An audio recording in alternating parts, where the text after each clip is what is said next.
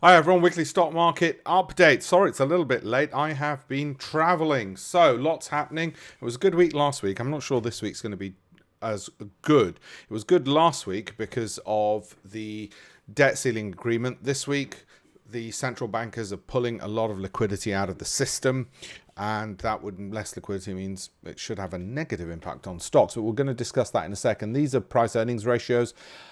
There is some thought, because I asked AI, and AI said, well, energy stocks should do better because they've been lagging recently. And now that the debt agreement is through, it believes the laggards should do better.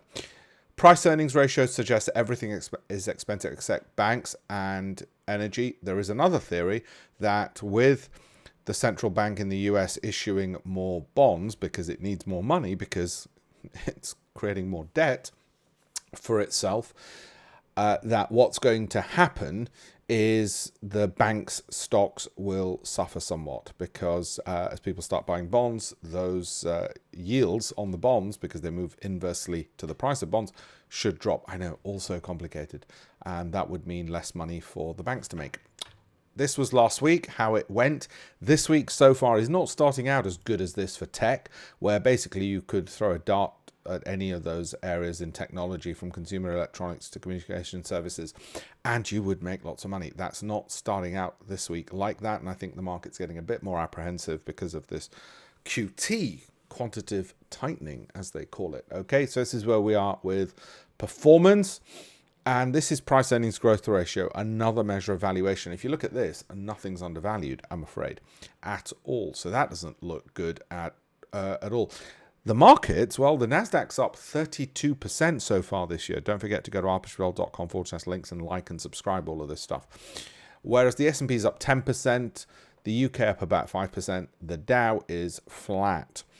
And that's not a bad thing, because in actual fact, the Dow is more a reflection of the general broader non-tech companies. It's got some tech companies in there, but largely non-tech, and worries about cost of living, recession, war, higher interest rates. And it's flat for the year, which it should be. It's tech which is taking off because it's got profits for a start. This is the S&P 500, and you can see the upward trend that began during this downward channel. That's why it's so difficult to call the bottom of markets. You see this downward trend channel, which I've drawn in black, and that's very easy to see. The upward trend started whilst the downward was still in place. So you have two opposing trends in place. You have the broader downward and you have the upward. And if you were risk loving, you'd get in at the bottom there and you'd say, well, I'm calling the bottom, even though we're in a downward trend. And I think that's a bit too early, but in hindsight, you would have been right. You've been wrong there, wrong there, wrong there. But on the third and fourth try, you would have been right. And so you've got your upward trend. And when do you decide to get in? Well, if you're risk averse, you get in once the downward channel has broken out, and that's what had happened up here at the start of the year, and we indeed ended up doing that in a lot of stocks. And you still got a pullback, which often happens after a breakout, back to the downward channel, and then it's continued onwards, which is why some people wait and wait and wait, and they're so risk averse that they leave it too late, and then they ask 6 months down the line in June, should I get in? Well, it's a bit bloody late. Equally, others are so early that they got in up here and they still haven't made a recovery. And our aim is to be a balance between the two, which is wait until we know that we've broken out. Anyway, that's where we are at the moment. We could easily pull back down to this trend line, and that'd be fine. Therefore, we would have falls within an upward trend, which is fine, just as you can have rises in a downward trend. And you got to know, is that what's happening? And if that's what's happening, you wouldn't panic and be spooked that there were falls in an upward trend. The MACD, this is blue dotted line. It's the monthly MACD I'm looking at, even though these prices are weekly, is flat to rising. And it's still doing that. So everything's on course, and if we got a week of, I don't know, if we lost 5% on the S&P, I wouldn't be worried, because it would just suggest it's a fall, a short-term fall on an upward trend, as opposed to the beginning of a new downward trend. All right? Sounds complicated. It's worth the effort because money's involved.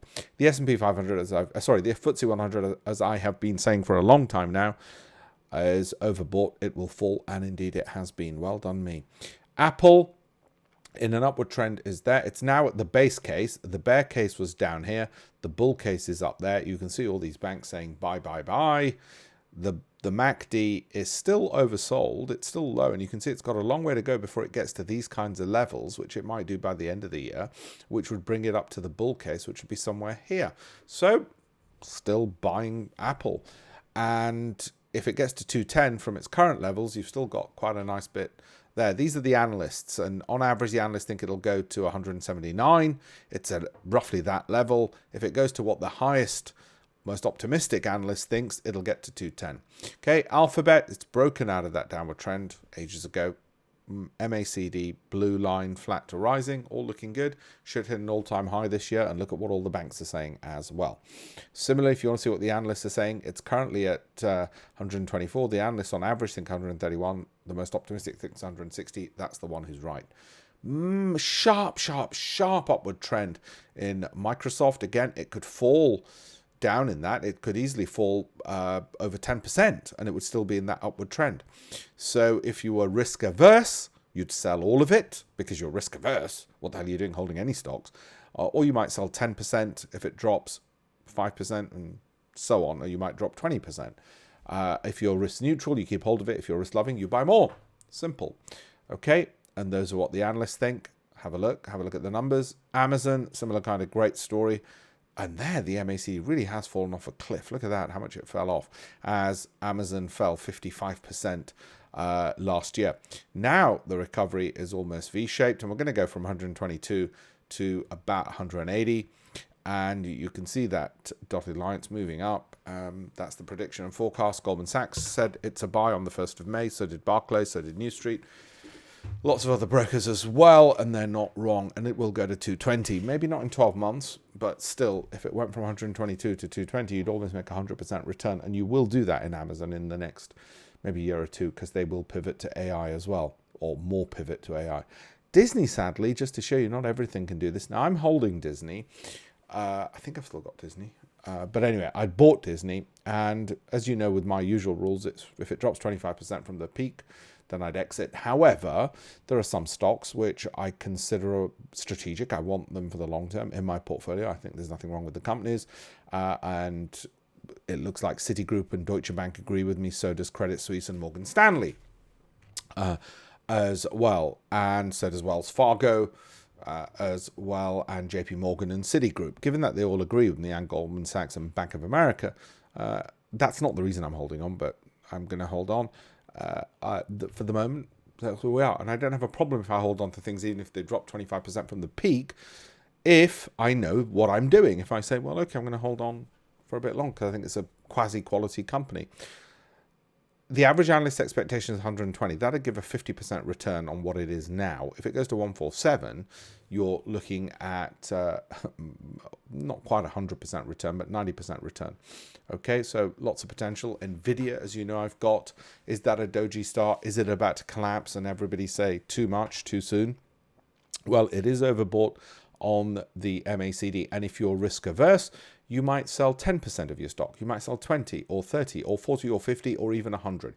You'll sell between 10 to 100% of your stock if you're risk averse.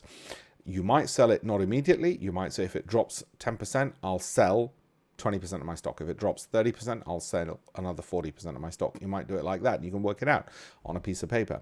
If you're risk loving, you'd buy more. If you're risk neutral, you'll just keep as things are, okay?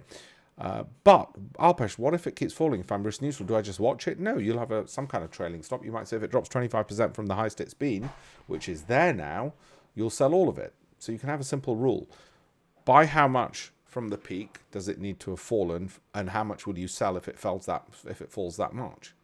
Okay, so you just match those two things up, and that should give you a good strategy for keeping as much of your profits as possible and not missing out on the opportunity for further gains.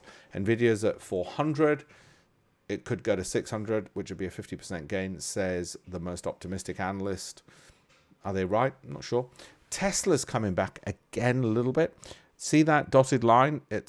It went up to the yellow signal line. It's the measure of momentum, which often it does, and then it fell back again.